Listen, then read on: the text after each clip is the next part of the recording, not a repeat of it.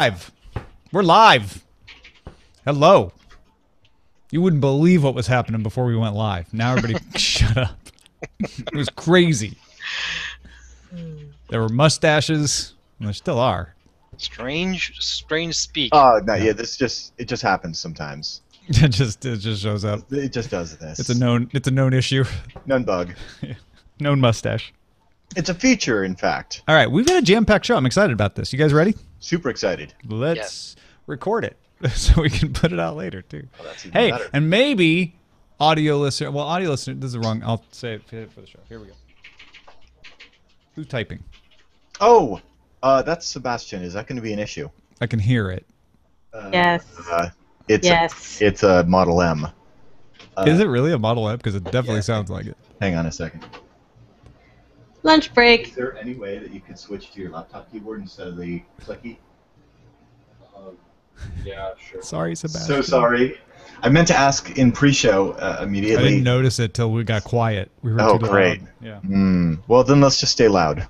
All right, here we go. It'll be Rowdy Cast. Don't mind the German. I was starting. Oh, I'm sorry. I should have warned you because I always want to leave a little space so it's easier to find when I edit. That's all. All right, here we go. Hello Daily Tech Show listeners, I am Dr. Spatzel. The Daily Tech News Show is brought to you by listeners just like you. If you would like to become a patron of the show, go to patreon.com/acedetect. Thank you, and enjoy the show. This is the Daily Tech News for Friday, the very first day of August in 2014. I'm Tom Merritt. Joining me today, Mr. Darren Kitchen from Hack 5. How are you doing, DK? I am excited to be celebrating Hack 5's 9th anniversary. I know. August is an awesome month for us. Thank you. That's fantastic. Also, 9 years. I'm bad Hack 5 Darren today. Right. Those of you on the audio podcast should know, and probably you can tell if you listen closely, that Darren has a mustache, making him bad Darren Kitchen. It's a feature. A man who could never be bad is also joining us today. Mr. Len Peralta will be illustrating the show. Len, a challenge we have placed for you today. Yeah, it is a little bit of a challenge, and I can be bad, by the way. By the way, it was nice to, it was nice to hear Dr. Spatzel. I haven't heard from him in so long. Yeah, it's good. It's good to have him around everyone. So it was nice of him to jump in and support the show. Came out of retirement like that. for that. Yeah, absolutely. That's terrific. You can be bad like a good bad, Len. Yeah, that's right. Like Michael Jackson bad. Right, exactly. Let's look at some headlines. Recode reports Apple has officially closed their $3 billion deal to acquire the experience that is Beats Electronics. Apple wrote on their welcome page for Beats, "We're delighted to be working with the team to elevate that experience even further, and we can't wait to hear what's next." Well, what's next for roughly 200 Beats workers is their positions will become temporary and then eventually they'll get laid off. Online ordering of Beats products has also shifted to the Apple Store. If you're looking at Beats.com and you click on a buy link, it's going to take you into the Apple Store. It's kind of a weird, shocking thing when it does. They just do a 301 redirect. It's right here. Can we read into this announcement some more, as we're supposed to with any Apple announcement? Yeah, of course. It's going to elevate. So they're going to get into space elevators. Probably why they needed Jimmy Iovine. There you go. Known expert in space elevators. And the headphones are for the elevator music, obviously. Correct. And Yes. And pressure. Good call. Yeah. So I'm glad we solved that case. TechCrunch reports HP has teamed up with fashion designer Michael Bastian and shopping site Gilt to sell their snazzy, I don't know if snazzy is the right word for high fashion, but it's very nice looking new smartwatch. The watch is custom built, syncs with an app for iOS or Android to push email and text notices to the watch. So it's not like Android Wear, part of the iOS family or nothing like that. It's more like a Pebble. It'll also offer music control as well as weather, sports, and stock price updates.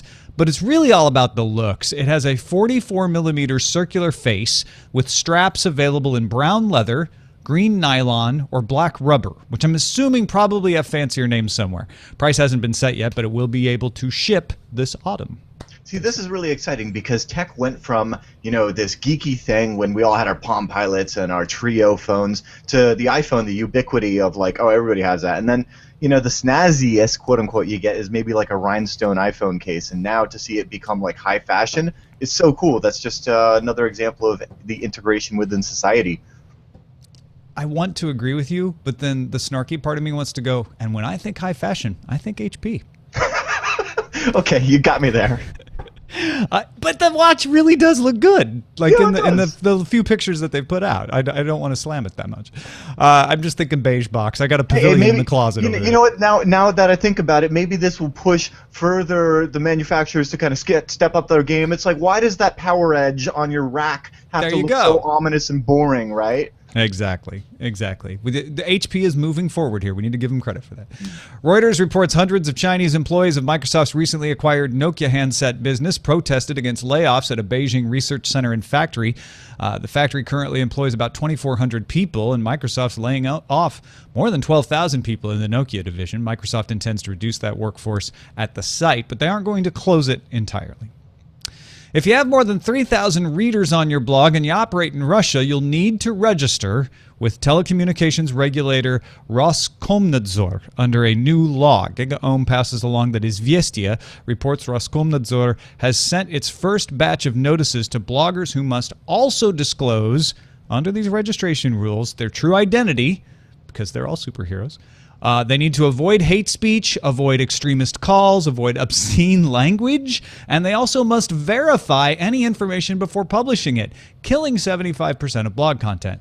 In response, LiveJournal now only reports 2,500 plus as the maximum stat on its readership page.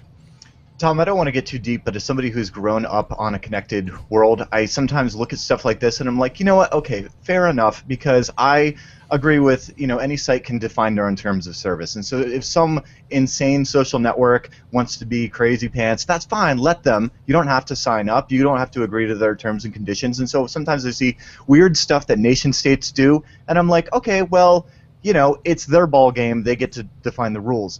But then it hits the meat space reality, which is, oh, but that's right. You don't necessarily have a choice.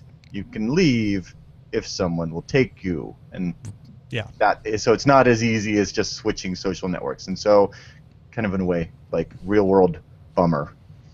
Yeah, I mean, it ties into a whole deeper issue about what's going on in Russia politically since Vladimir Putin has started his presidential term in 2012, and there have been many restrictive rules like this put in place. And this definitely goes against the free-form nature that blogging has experienced in most parts of the world.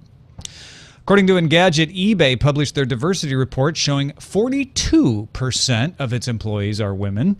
Women account for 28% of leadership roles and 24% of tech jobs. eBay's female percentage is slightly larger than others that have revealed their diversity numbers. Pinterest had 40% female, Yahoo 37%, Google 30%, and Twitter 30%. The numbers are smaller when it comes to some ethnicities. 7% of eBay's total employees self-identify as black and 5% Hispanic. 55% of people in tech roles at eBay identify as Asian. If you're tired of Europe always going after Google lately, now they get a break. An Austrian privacy campaign group called Europe v. Facebook is going after Facebook, obviously, or they wouldn't have named it that. They're filing a suit in Vienna claiming the social media giant violated Austrian privacy laws by doing loads of things like tracking users on third-party websites, not complying with data access requests, and, of course, the alleged participation in the PRISM data collection program run by the US NSA, among others.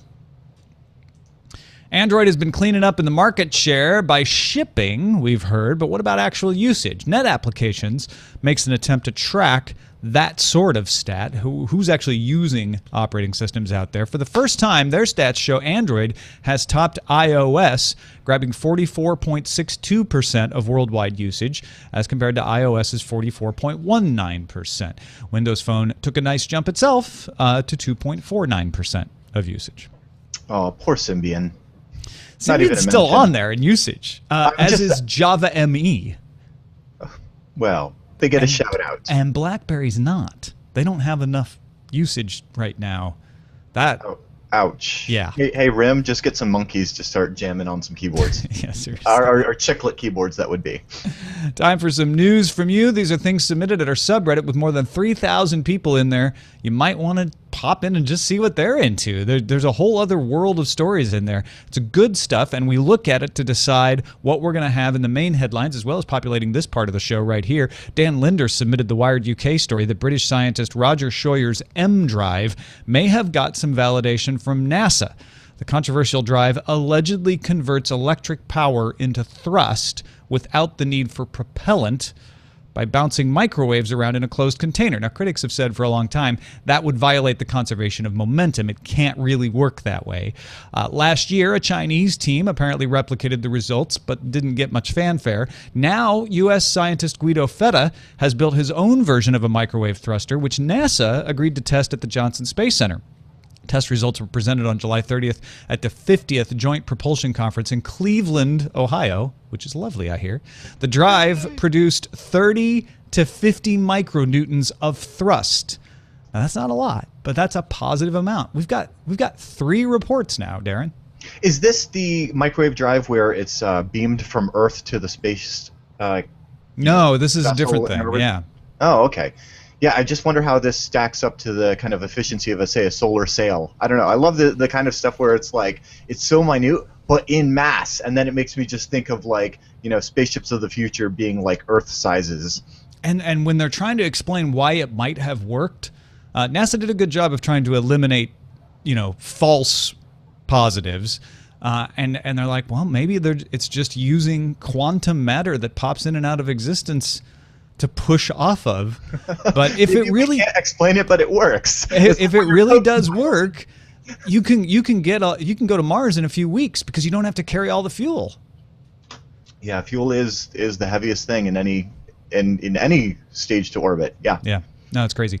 The Big Indian wanted us to know that on the scrap heap of Google tech that includes Google Reader, Google Health, Knoll. Do you remember Knoll? We can now make room for the Google barge. The Next Web passes along the Portland Press Herald report that the barge, which had been so mysterious and then turned out was intended to be a showroom for the Google X division, has been towed into Portland Harbor. That happened last October and is now to be sold to an international barging company. The 4-story building built out of shipping containers will be dismantled from the top of the barge.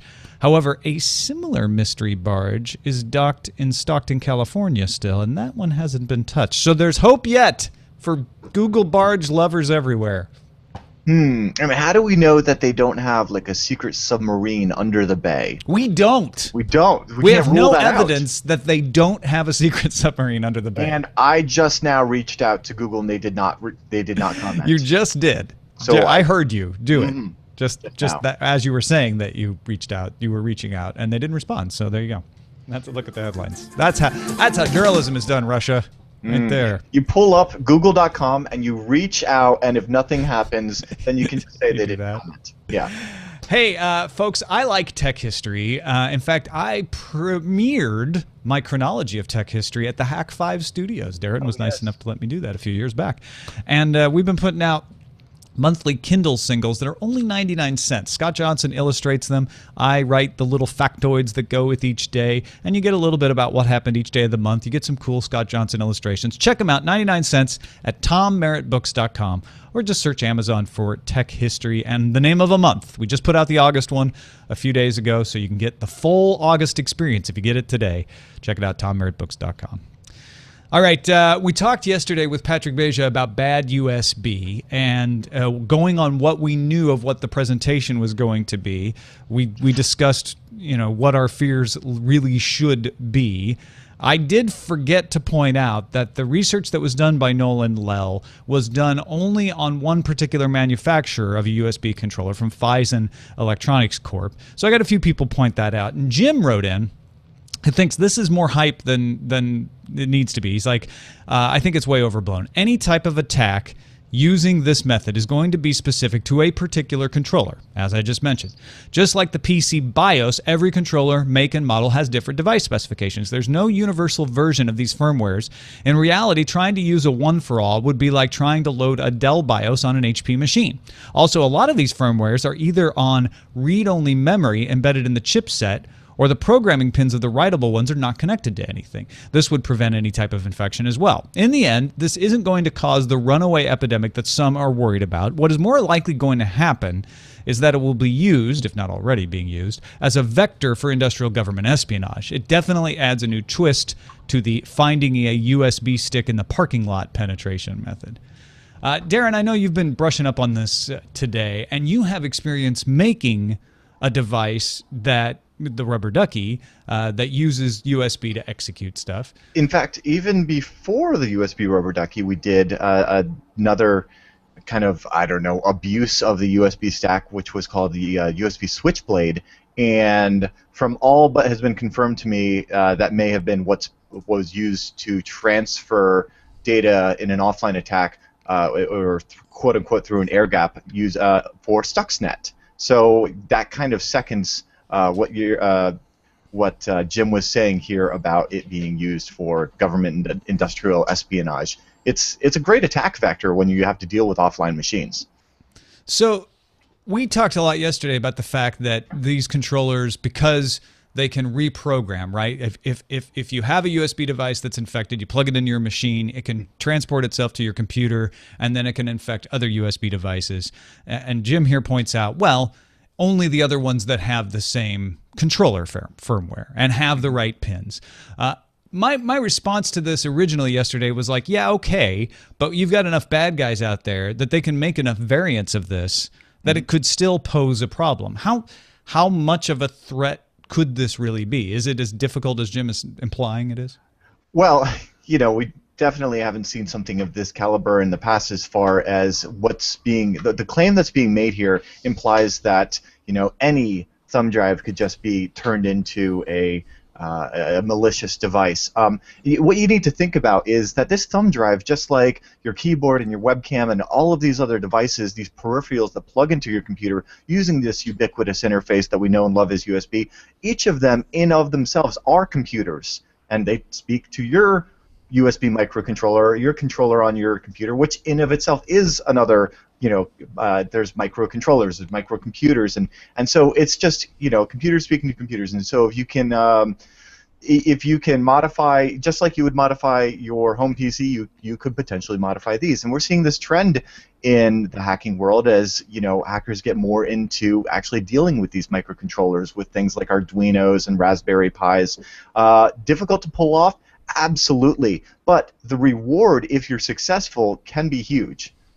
So what would we really have to worry about if we all had controllers that are made by Phison in our USB devices? We'd want to get rid of those if that became a known vector for this. Would that be enough to just keep track of what's out there? It's actually more so than so we can easily get stuck talking about what controllers are vulnerable or not. And I think that what's more interesting is the fact that the stack, the whole protocol inherently is pretty lenient. USB got a lot of, just became ubiquitous because it is so easy. It's easy for the manufacturers, it's easy for the users, and it can become any different thing. We don't have to worry about parallel ports and SCSI ports and different ports for different things because we just use these descriptors within the USB that says, hi, I am a HID or a human interface device, so treat me like a keyboard or a mouse or a joystick. Or, hi, I am, and there's a descriptor for CDC Ether, or I'm basically like a USB Ethernet adapter.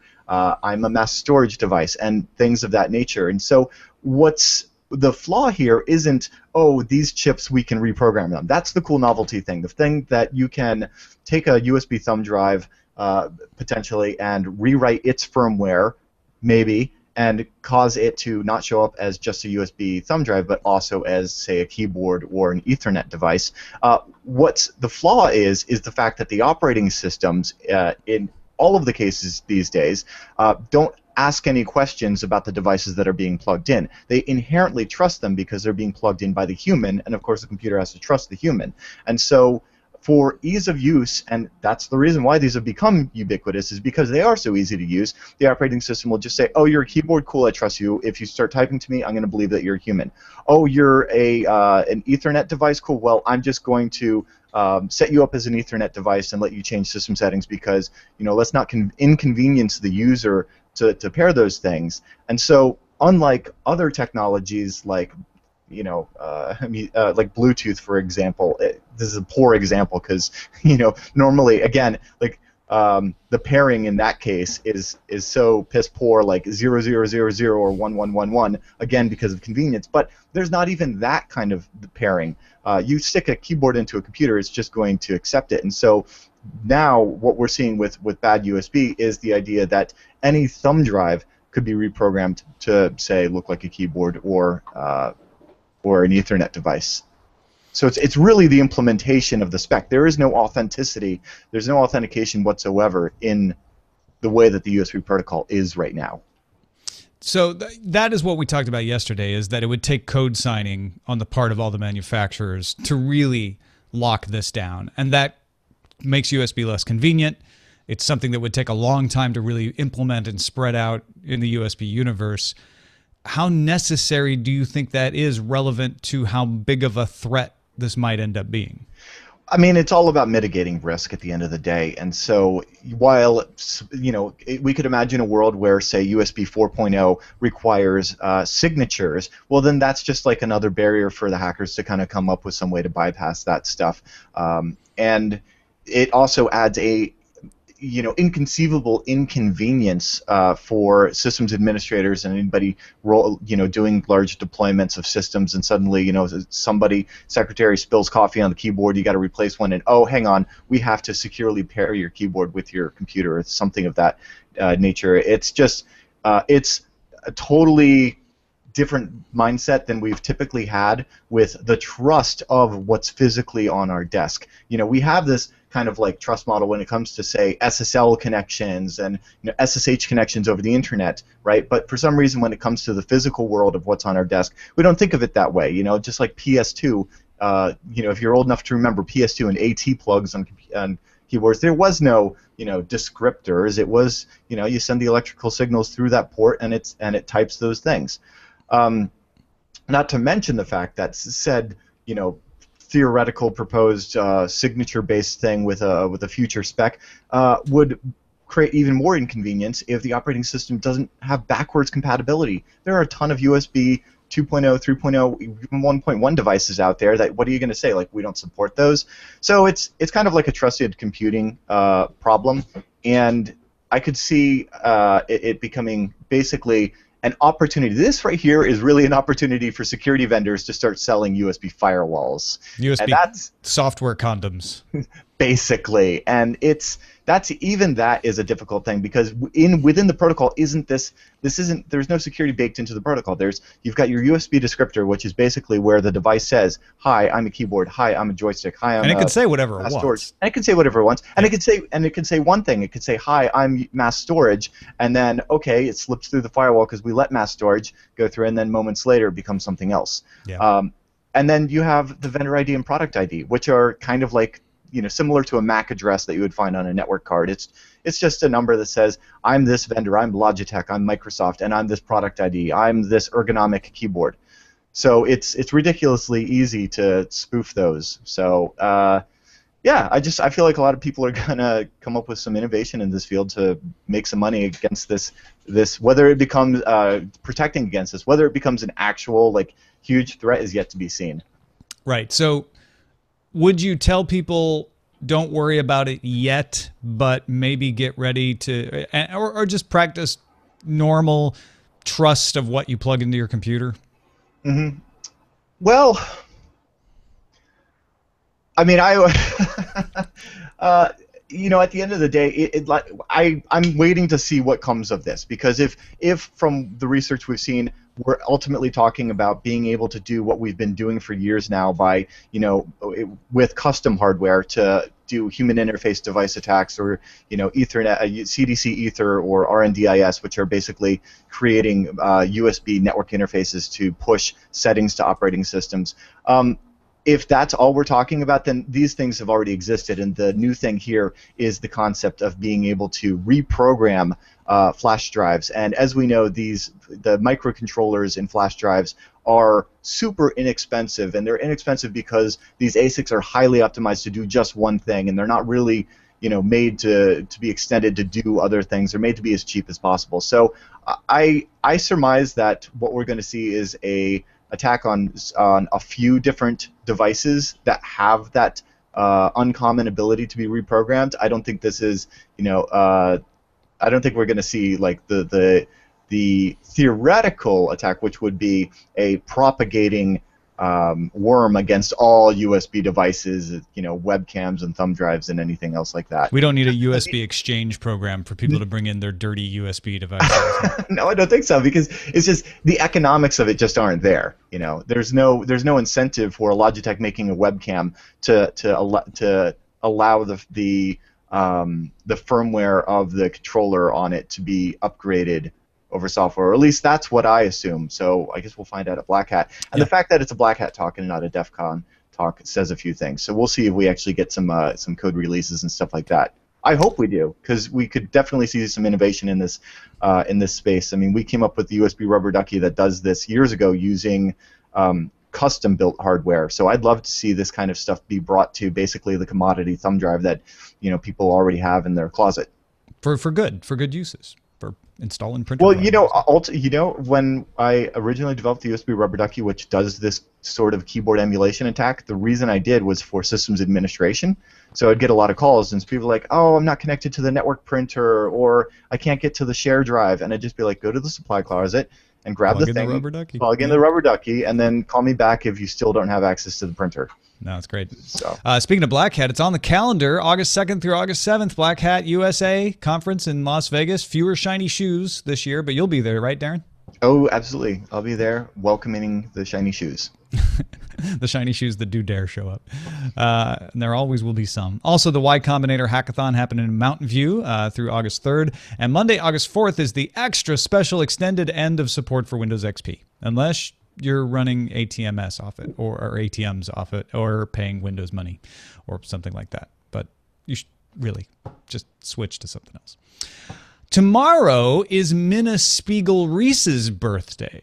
If you don't know who she was, you need to know. And Jenny is about to tell you. Every once in a while, as we stumble and bumble our way into the unknown technological future, it's worth taking a stroll back through the quieter corridors of history to remember those who helped us make it this far. Minna Spiegel-Reese was born in 1902 and grew up in New York City. She had a gift for math, and in a rare turn of events was encouraged to pursue it by her family and early teachers. She received a master's in mathematics from Columbia University, but after that math department gently implied that they were not interested in lady PhDs, she headed to the Midwest, earning her doctorate from the University of Chicago in 1932 with a dissertation on abstract algebra. In 1943, Reese went to work for the U.S. government's Office of Scientific Research and Development. For her work during World War II, she was honored by the U.S. and British governments. After the war, Reese was asked to join the newly formed Office of Naval Research, where she contributed to the development of modern computers. She returned to New York City in 1953 to teach, eventually becoming president of the Graduate Center at the City University of New York. In 1971, Reese was appointed as president of the American Association for the Advancement of Science.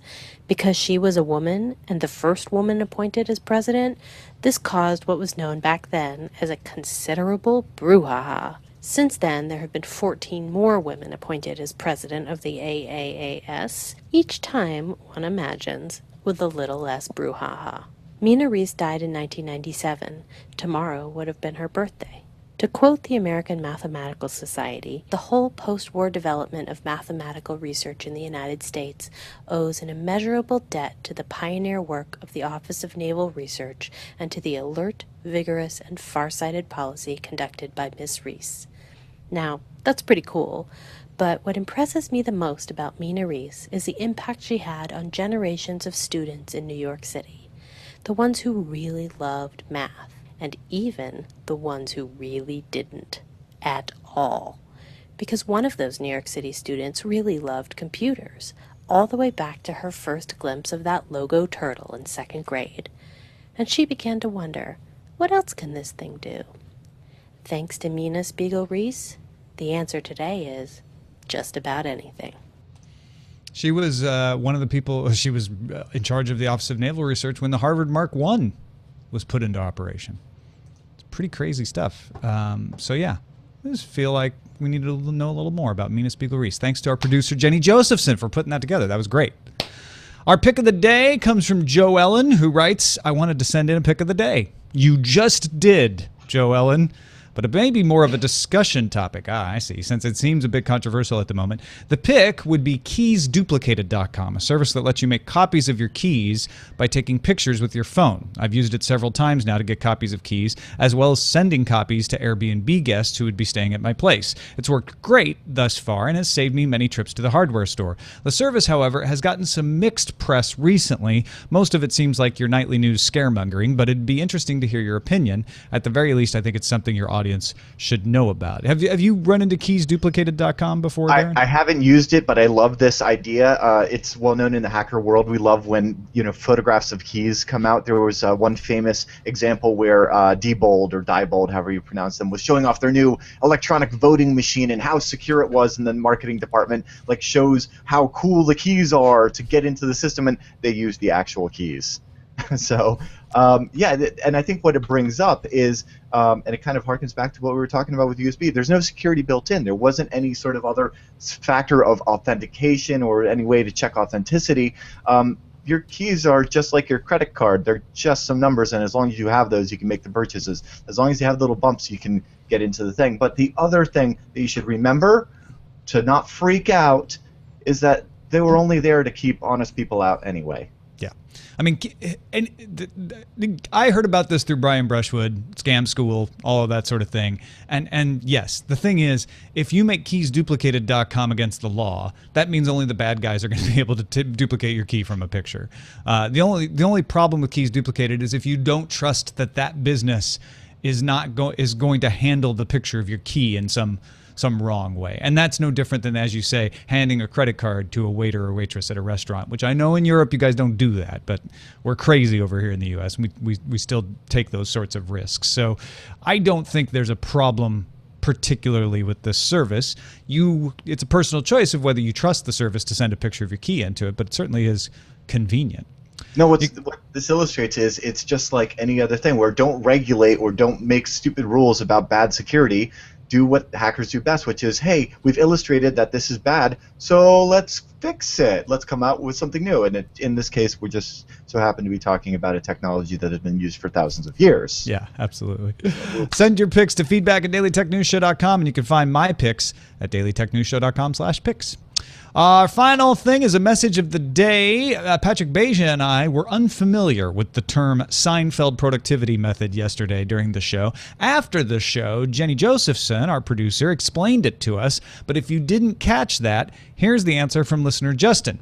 Hey, DTNS, just to clarify, the Jerry Seinfeld habit process is to have a giant calendar, and if you keep that habit, you cross off the day. And you see how many days you can keep the chain going. You're not necessarily tracking like food. It's just, did I keep my habit? Yes, then I can keep my chain. And the goal is to not break the chain. So there you go. I got as far as to buy the calendar. Yeah? I haven't crossed anything. I needed a calendar so that I could start the habit of buying the calendar, but I didn't have a calendar to cross it off when I bought the calendar yet. So I kind of got stuck in an infinite loop. I just feel like this is an opportunity for an app where we could get some gamification. I just want like XP and mana for doing stuff, everyday stuff. Like I took out the trash, I should get adult points for that. Yes, and absolutely. I should redeem those adult points for ice cream. That was yesterday's pick of the day. Way of Life app does that without the redemption side, though. Oh, but the redemption is just good feelings on yourself. So no, I'm gonna need ice cream. Still need to work on the ice cream part. Hack5.org, HAK5.org. If you would like more of Darren Kitchen's smart, brilliant presentation, go watch it, go enjoy it. He and Shannon Morrison, the whole team, do a fantastic job. What do you guys got coming up soon? Hey, Tom, we have a awesome episode about some software-defined radio stuff from Tor Camp. Shannon's really getting into the software-defined radio stuff. And then we've got a Hacker Hot Tub. And, of course, we will be at DEF CON and B-Sides all next week. Sebastian and I are presenting at the Wireless Village our new Pine AP firmware that goes with the Wi-Fi Pineapple, which kind of adds a new ridiculous twist on the typical rogue access point stuff. and it is ridiculously effective and awesome and should be so much fun. And we're live streaming it as well. It's 12 o'clock Pacific on Friday. Excellent. So right before this show. Good, perfect. We're the perfect after hacking mint if you're going to watch that stream. HAK5.org. Len Peralta, you were so worried when you started this show because you were like, I don't know how I'm going to. This is amazing. This is the baddest USB I've ever seen. This is called BadUSB, bad. And yeah, I was really kind of, this is still kind of amorphous to me in my head as far as what this can do and everything else. But I tried to do the best I could with this, drawing inspiration from not only the USB shape and the two little eyes at the bottom of the USB drive that turn into like a little skeleton, but also from Darren's mustache, which is also super, super bad. So it's fantastic. Thank folks, you. If you have not gone to lenperaltastore.com before, this is going to make it worth your while just to look at it. And you can also order it, right? It's up on the store. Yes, you can. Yeah. You can go order that. That's right up there at the store right now. And also while you're there, check out, I opened a little fine art section of my store, which has a little bit like limited edition prints and things like that. Oh, cool. And original drawings as well. So you may want to check that out as well. lenperaltastore.com. Thank you, Len. Thank you. And thank you, patrons. It's August 1st, which means it's payday. And so we really extra appreciate all the folks who have pledged something to help the show keep going. 4,218 of you out there have done it. And we love every single one of you like you're our own personal bunny rabbit that we just want to squish. So please feel that in a non-painful way. Patreon.com/acedetect, bit.ly/helpdtns. If you haven't pledged yet, we understand not all of you can, but if you're interested and you're like, I've been meaning to get around to it, that's how you do it. bit.ly/helpdtns. Don't forget, you can have a voice in what stories we cover at our subreddit, dailytechnewsshow.reddit.com. You can email us. Our email address, or email, either one, feedback@dailytechnewsshow.com. Emil@dailytechnewsshow.com doesn't go anywhere yet. Call us at 512-59-DAILY. That's 512-593-2459. And listen to the show live, 4:30 p.m. Eastern, 1:30 p.m. Pacific, Monday through Friday at mobile.alphageekradio.com. Our website is dailytechnewsshow.com. And the guy that makes Alpha Geek Radio happen, Todd Whitehead, will be on the show on Monday. We'll talk to you then.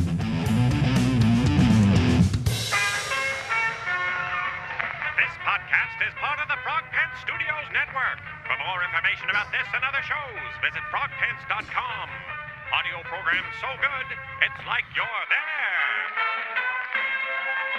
there. Hooray! We did it! Good show. Good stuff. Len. Yes, very good. That was is fun. one bad USB. It is pretty bad. Try to make it pretty bad. Someone's saying it looks a little bit like plankton.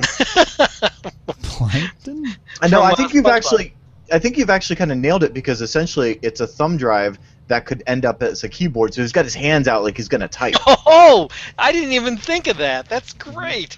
I just wanted him to look more scary, so you did the little hands up there. But that's perfect. Mm-hmm. And I actually think they should make USB. They should make little USB drives that had the little skull at the bottom. I would buy that in a second. I would not be surprised if that doesn't exist. I've got a laser engraver. Yeah, That'd be right? cool. Yeah. Whip that thing I mean, up you to got Len the right two now. little eyes right there. Why not? Mm-hmm. Yeah, no, that's He's got great. 2 eyes. 1, 2. All right, I'm gonna go make meatloaf.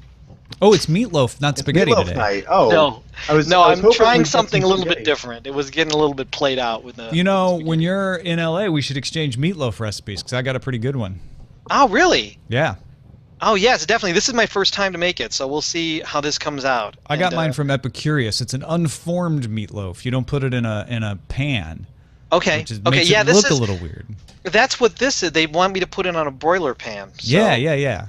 So we'll sounds see. like it's a similar. Yeah. type Well, of so we'll thing. see how it turns out. I got Do this you one use off bacon of, in yours? No bacon. Oh, I wasn't yeah. brave enough to do that yet. Plus, I didn't have any in the house. So. Oh, well. Yeah, So we'll yeah, see. Cool. All right, man. Well, tell All right, Nora I thanks a said lot, hello. All right, Will. Take care. All right, bye. Thanks, everybody. Bye. Jenny, you're like super hiding. Am I? Oh, there you are. Well, you were there's muted a lot of, and logoed. There's a lot of noise in the house, so I wanted to make I sure see. that I was not imparting that noise unnecessarily. Toby Pinder's So- calling me on. I was teasing drone talk, which didn't happen.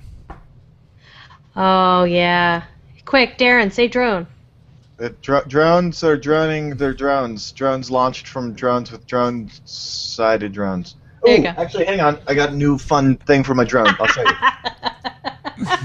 He's like, I don't talk about drones. Oh, wait a minute. So you mount this to the bottom of your drone and you hook it up to one of your servos, and then What? isn't that fantastic? Totally. No one's gonna. Oh, that's ridiculous. Yes. Yeah, exactly. No one's going to be upset about that drone You can flying over open there. it up and put candy in it. Exactly. Candy drone, dropping the bombs. So Dangram. Candy from a stranger with a mustache flying a drone is much more Taking- legit. The drone taking off from an aircraft carrier, which is actually a big white van. Yeah, totally not sketchy. Not at I all. love it. Yeah, that's what we're doing with the DEF CON booth. It's big white van in the hotel with free candy and mustaches for all. Classy. I like it. Keeping it hacker. So, all right. So titles, we have a couple. One of mine that I like is Bad Darren. Microwave Warp. Defrost and Warp Speed now available. Hi, my name is USB Device, which I also like. Then we have Bling Your Rack. Bad USB Story BIOS. And Protect Your Dongle, which in the interest of fair play, I must say, was submitted by moi. It's also far and away the most popular right It now. is definitely the best. Oh, is there a straw poll for this? Oh yeah, it's It's a a thing- Showbot, but El Khalif made it. Showbot. Showbot.replex.org. Oh, Candy drone. fantastic. Yeah. Protector dongle is the best. Protect yourself. Don't wreck your dongle. Or actually, I guess we're talking about flashing the firmware I'm a on Scientologist. thumb drive. So you could potentially call it flash your dongle. Oh.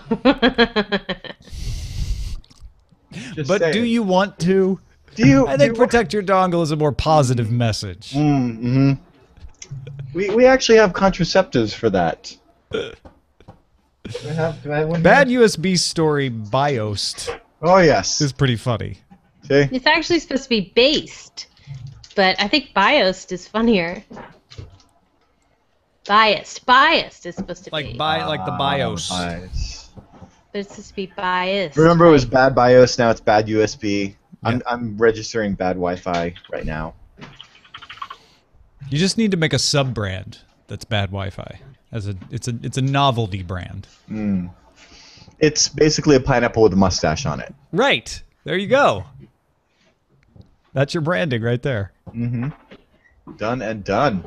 Oh yeah, protect your dongles flying away as the number one. I actually saw you submit that too. I saw you do the bang ass in Well, the it chat room. came off of, there were others that sort of brought me to the idea. So, as always, a shared venture here in the chat room of the Daily Tech News Show. Yeah, you feed off each You other. feed off it. You're like, Yeah, oh, for yeah. sure.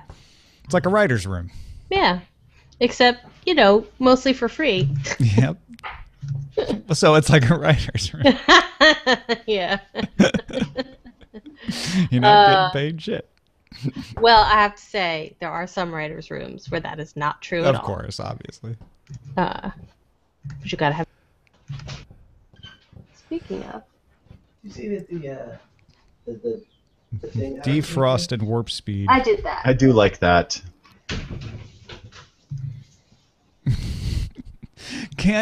So okay, if you're using that microwave propulsion, You're right. You get to Mars quickly, but you're a little warm. yeah. Or does that mean you're packing a lot of popcorn on that trip? To just throw in Packing the the drive? popcorn. What kind of show is this? You're throwing some microwave popcorn in the drive while you're riding along. It's like real genius. Does it speed up the microwave popcorn? because it's bouncing around. Actually, if NASA could prove that this makes faster microwave popcorn, just throw industry at it, and we'll have warp speed in no time. No time. All right, I have I have exported the entire MP3 today. All right. Hooray. There, I'm proving it to myself. And that means that I'm not going to upload a truncated version like I did yesterday. I don't know how I did that, though. You need a vacation, I think. Do I? Maybe. All right, I'll take one. I remember looking at the thing. I just screwed it up. Somebody's like, is Pocket Cast cutting off your MP3s? Seems to happen a lot. Why? Is that a known bug? I'm like, well, what I do know is that I did it yesterday, so don't blame me. It's a feature. You know what they say. Cut it on the beef. Leave them wanting more, Tom. Right. Mm-hmm. I think I was talking about SMS being cut off, and I got cut off. So a lot of people thought it was on purpose. Oh. Like The Sopranos. Yeah. All right. Well, I have to go mustache my pineapple. That's oh, man. Dead just now. Yeah. Literally. I will catch you guys later. All right. Thanks, Darren. Cheers. Cheers. Have a good Black Hat. And DEF CON. And B-sides. And things. And stuff. So I, by the way, am the best ArcLight host. Do you want to know why? ArcLight host? Yep. I took Tensor. I met Tensor Guy at the ArcLight last night, and within 5 minutes, he had seen Bruce Vilanch, Goran Visnik from ER, and many other fine movies. And then apparently he just said in the chat room that he saw Doris Roberts, Ray Romano's TV mom, who I believe is still alive, because if he did see her and she was not alive, that would be disturbing. She is still with us, I believe. Tensor Guy, do you agree? Do you validate this? Yes. He's right here. Yeah. He validates. You have independent confirmation. There you go. Yep. And it was just a really great movie, so that was extra awesome.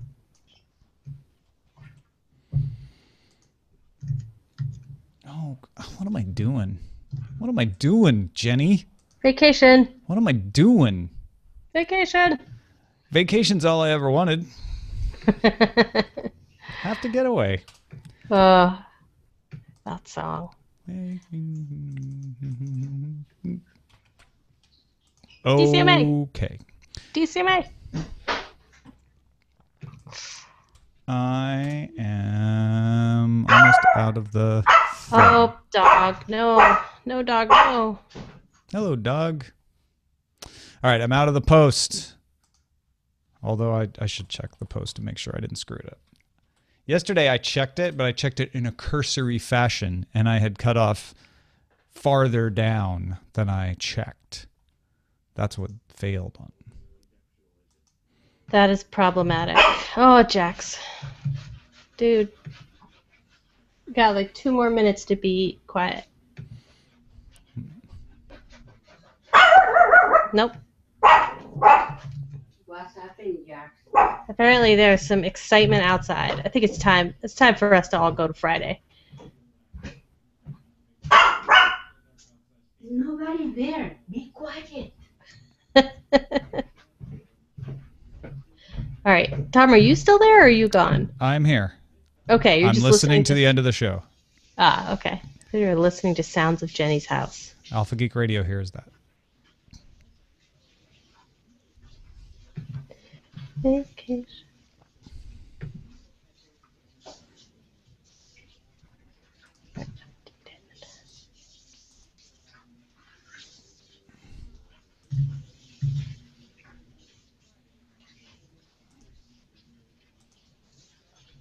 Okay, that's good enough for me.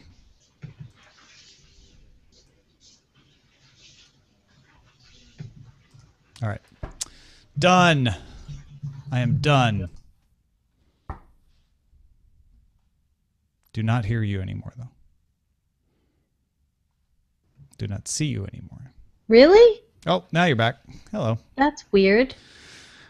I'm going to stop the video Yeah. now. Time Ha! for Friday.